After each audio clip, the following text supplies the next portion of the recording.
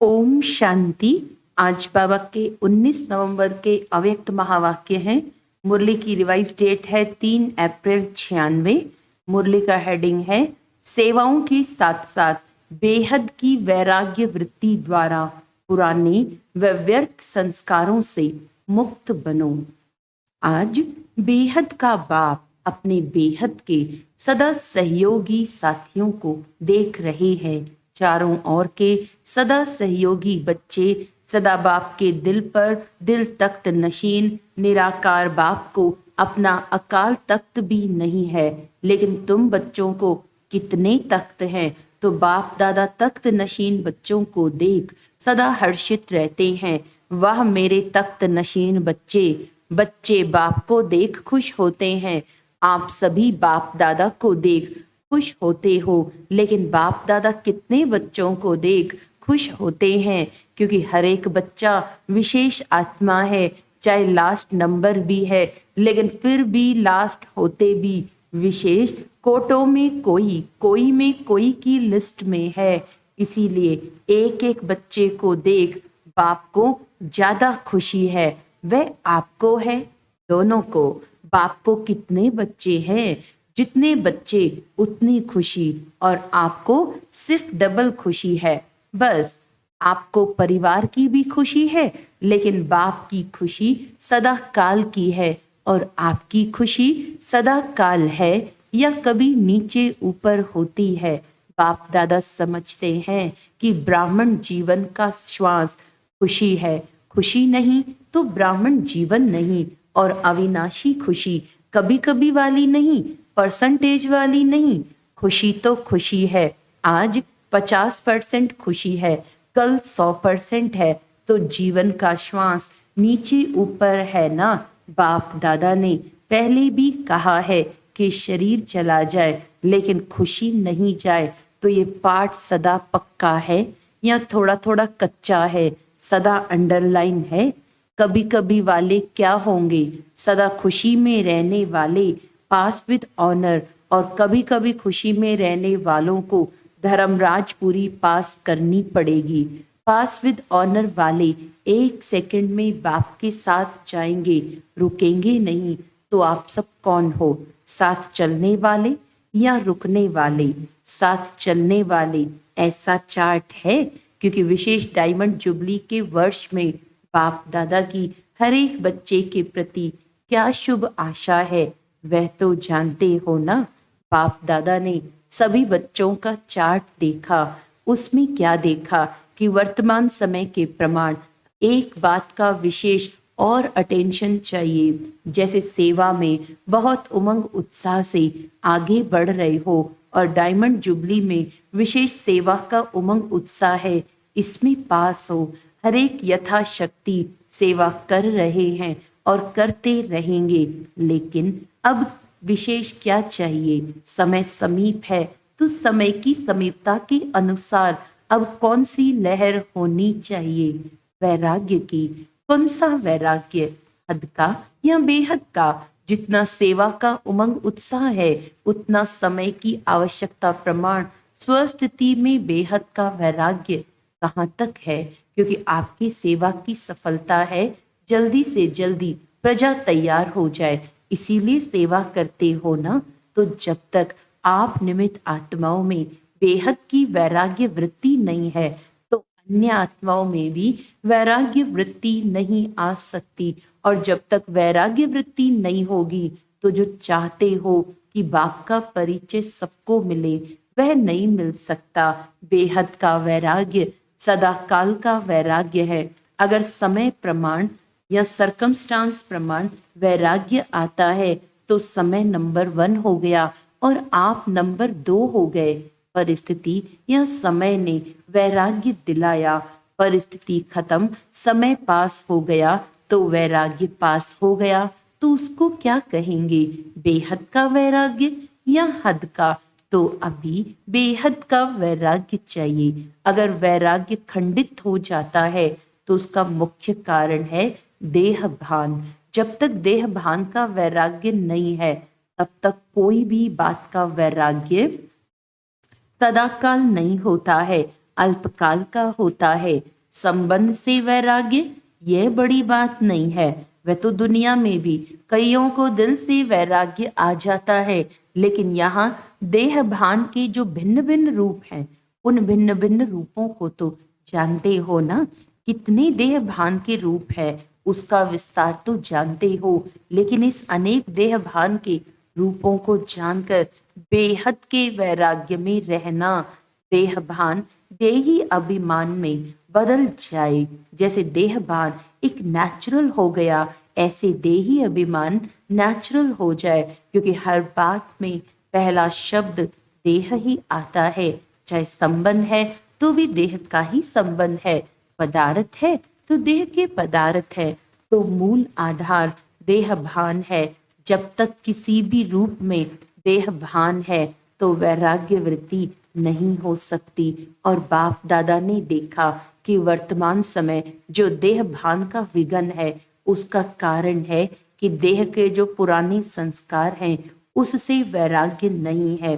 पहले देह के पुराने संस्कारों से वैराग्य चाहिए। संस्कार स्थिति से नीचे ले आते हैं, संस्कार के कारण सेवा में व संबंध संपर्क में विघन पड़ते हैं। तो रिजल्ट में देखा कि देह के पुराने संस्कार से जब तक वैराग्य नहीं आया है, तब तक बेहद का वैराग्य सदा नहीं रहता। संस्कार भिन्न भिन्न रूप से अपनी तरफ आकर्षित कर लेते हैं, तो जहाँ किसी भी तरफ आकर्षण है वहाँ वैराग्य नहीं हो सकता। तो चेक करो कि मैं अपने पुरानी व व्यर्थ संस्कार से मुक्त हूँ। कितनी भी कोशिश करते भी हैं कि वैराग्य वृत्ति में रहें, लेकिन संस्कार कोई कोई के पास या मेजॉरिटी के पास किस न किस रूप में ऐसे प्रबल हैं जो अपनी तरफ खींचते हैं। तो पहले पुरानी संस्कार से वैराग्य, संस्कार न चाहते भी इमर्ज हो जाते हैं। क्यों चाहते नहीं हो, लेकिन सूक्ष्म में संस्कारों को भस्म नहीं किया है। कहाँ न कहाँ अंश मात्र रहे हुए हैं, छिपे हुए हैं। वे समय पर न चाहते हुए भी इमर्ज हो जाते हैं। फिर कहते हैं चाहते तो नहीं थे, लेकिन क्या करें, हो गया, हो जाता है। ये कौन बोलता है, देहभान या देही अभिमान? तो बाप दादा ने देखा कि संस्कारों से वैराग्य वृत्ति में कमजोरी है। खत्म किया है, लेकिन अंश भी नहीं हो, ऐसा खत्म नहीं किया। और जहाँ अंश है तो वहाँ वंश तो होगा ही। आज अंश है, समय प्रमाण वंश का रूप ले लेता है, परवश कर देता है। कहने में तो सभी क्या कहते हैं कि जैसे बाप नॉलेजफुल है, वैसे हम भी नॉलेजफुल है, लेकिन जब संस्कार का वार होता है तो नॉलेजफुल है या नॉलेजफुल हैं? क्या है? नॉलेजफुल के बजाय नॉलेजफुल बन जाते हो। उस समय किसी से भी पूछो तो कहेंगे हाँ समझती तो मैं भी हूँ, समझता तो मैं भी हूँ। होना नहीं चाहिए, करना नहीं चाहिए, लेकिन हो जाता है। तो नॉलेजफुल हुए या नॉलेजफुल हुए? नॉलेजफुल अर्थात नॉलेज को खींचने वाले। जो नॉलेजफुल है उसे कोई भी संस्कार संबंध पदार्थ वार नहीं कर सकता। तो डायमंड जुबली मना रहे हो। डायमंड जुबली का अर्थ है डायमंड बनना, अर्थात बेहद के वैरागी बनना। जितना सेवा का उमंग है उतना वैराग्य वृत्ति का अटेंशन नहीं है, इसमें अलबेलापन है। चलता है, होता है, हो जाएगा, समय आएगा तो ठीक हो जाएगा। तो समय आपका शिक्षक है या बाबा शिक्षक है? कौन है? अगर समय पर परिवर्तन करेंगे तो आपका शिक्षक तो समय हो गया, आपकी रचना आपका शिक्षक हो, ये ठीक है? तो जब ऐसी परिस्थिति आती है तो क्या कहते हो? समय पर ठीक कर लूंगी, हो जाएगा। बाप को भी दिलासा देते हैं, फिक्र नहीं करो, हो जाएगा। समय पर बिल्कुल आगे बढ़ जाएंगे। तो समय को शिक्षक बनाना ये आप मास्टर रचयिता के लिए शोभता है, अच्छा लगता है? नहीं, समय रचना है। आप मास्टर रचयिता हो तो रचना मास्टर रचयिता का शिक्षक बने। ये मास्टर रचयिता की शोभा नहीं। तो अभी जो बाप दादा ने समय दिया है उसमें वैराग्य वृत्ति को इमर्ज करो, क्योंकि सेवा की खींचतान में वैराग्य वृत्ति खत्म हो जाती है। वैसे सेवा में खुशी भी मिलती है, शक्ति भी मिलती है और प्रत्यक्ष फल भी मिलता है, लेकिन बेहद का वैराग्य खत्म भी सेवा में ही होता है। इसीलिए अब अपने अंदर इस वैराग्य वृत्ति को जगाओ। कल्प पहले भी बने तो आप ही थे कि और थे? आप ही है ना, सिर्फ मर्ज है, उसको इमर्ज करो। जैसे सेवा के प्लान को प्रैक्टिकल में इमर्ज करते हो तब सफलता मिलती है ना, ऐसे अभी बेहद की वैराग्य वृत्ति को इमर्ज करो। चाहे कितने भी साधन प्राप्त है, और साधन तो आपको दिन प्रतिदिन ज्यादा ही मिलने हैं, लेकिन बेहद के वैराग्य वृत्ति की साधना मर्ज नहीं हो, इमर्ज हो। साधन और साधना का बैलेंस, क्योंकि आगे चल कर के प्रकृति आपकी दासी होगी, सत्कार मिलेगा, सम्मान मिलेगा, लेकिन सब कुछ होते वैराग्य वृत्ति कम नहीं हो तो बेहद के वैराग्य वृत्ति का वायुमंडल स्वयं में अनुभव करते हो कि सेवा में बिजी हो गए हो। जैसे दुनिया वालों को सेवा का प्रभाव दिखाई देता है ना, ऐसे बेहद की वैराग्य वृत्ति का प्रभाव दिखाई दे। आदि में आप सभी की स्थिति क्या थी? कराची में जब थे, बाहर की कोई सेवाएं नहीं थी, साधन थे, लेकिन बेहद की वैराग्य वृत्ति के वायुमंडल ने सेवा को बढ़ाया। तो जो भी डायमंड जुबली वाले हैं उन्होंने आदि संस्कार हैं, अब मर्ज हो गए हैं। अब फिर से इस वृत्ति को इमर्ज करो। आदि रत्नों के बेहद के वैराग्य वृत्ति ने स्थापना की। अभी नई दुनिया की स्थापना के लिए फिर से वही वृत्ति, वही वायुमंडल इमर्ज करो। तो सुना, क्या जरूरत है? साधन ही नहीं है और कहो हमको तो वैराग्य है, तो कौन मानेगा? साधन हो और वैराग्य हो। पहले के साधन और अभी के साधनों में कितना अंतर है। साधना छिप गई है और साधन प्रत्यक्ष हो गए हैं। अच्छा है, साधन बड़े दिल से यूज करो, लेकिन साधन आपके लिए ही है, लेकिन साधना को मर्ज नहीं करो। बैलेंस पूरा होना चाहिए। जिसे दुनिया वालों को कहते हो कि कमल पुष्प समान बनो, तो साधन होते हुए कमल पुष्प समान बनो। साधन बुरे नहीं है, साधन तो आपके कर्म का, योग का फल है, लेकिन वृत्ति की बात है। ऐसे तो नहीं कि साधन की प्रवृत्ति में साधनों के वश फंस तो नहीं जाते। कमल पुष्प समान न्यारे और बाप के प्यारे यूज करते हुए उन्हों के प्रभाव में नहीं आए। न्यारे साधन बेहद की वैराग्य वृत्ति को मर्ज नहीं करें। अभी विश्व अति में जा रही है, तो अभी आवश्यकता है सच्चे वैराग्य वृत्ति की, और वह वायुमंडल बनाने वाले आप हो। पहले स्वयं में, फिर विश्व में। तो डायमंड जुबली वाले क्या करेंगे? लहर फैलाएंगे ना। आप लोग तो अनुभवी हैं, शुरू का अनुभव है ना, सब कुछ था। देशी घी खाओ जितना खा सकते, फिर भी वैराग्य वृत्ति। दुनिया वाले तो देशी घी खाते हैं, लेकिन आप तो पीते थे। घी की नदियां देखी। तो डायमंड जुबली वालों को विशेष काम करना है। आपस में इकट्ठे हुए हो तो रूह रिहान करना। जैसे सेवा की मीटिंग करते हो, वैसे इसकी मीटिंग करो। जो बाप दादा कहते हैं, चाहते हैं सेकंड में अशरीरी हो जाएं, उसका फाउंडेशन ये बेहद की वैराग्य वृत्ति है। नहीं तो कितनी भी कोशिश करेंगे, लेकिन सेकंड में नहीं हो सकेंगे, युद्ध में ही चले जाएंगे। और जहाँ वैराग्य है, तो ये वैराग्य है योग्य धरनी। उसमें जो भी डालो उसका फल फौरन निकलता। तो क्या करना है? सभी को फील हो कि बस हमको भी अभी वैराग्य वृत्ति में जाना है। अच्छा, समझा क्या करना है? सहज है या मुश्किल है? थोड़ा थोड़ा आकर्षण तो होगी या नहीं? साधन अपनी तरफ नहीं खींचेंगे। अभी अभ्यास चाहिए। जब चाहे, जहां चाहे, जैसा चाहिए वहां स्थिति को सेकंड में सेट कर सके। सेवा में आना है तो सेवा में आए। सेवा से न्यारे हो जाना है तो न्यारे हो जाएं, ऐसे नहीं सेवा हमको खींचे, सेवा के बिना रह नहीं सके। जब चाहे जैसे चाहे, विल पावर चाहिए, विल पावर है। स्टॉप तो स्टॉप हो जाए, ऐसे नहीं लगाओ स्टॉप और हो जाए question mark. Full stop, stop भी नहीं, फुल स्टॉप। जो चाहे वह प्रैक्टिकल में कर सके, चाहते हैं लेकिन होना मुश्किल है तो उसको क्या कहेंगे? विल पावर है कि पावर है। संकल्प किया, व्यर्थ समाप्त तो सेकंड में समाप्त हो जाए।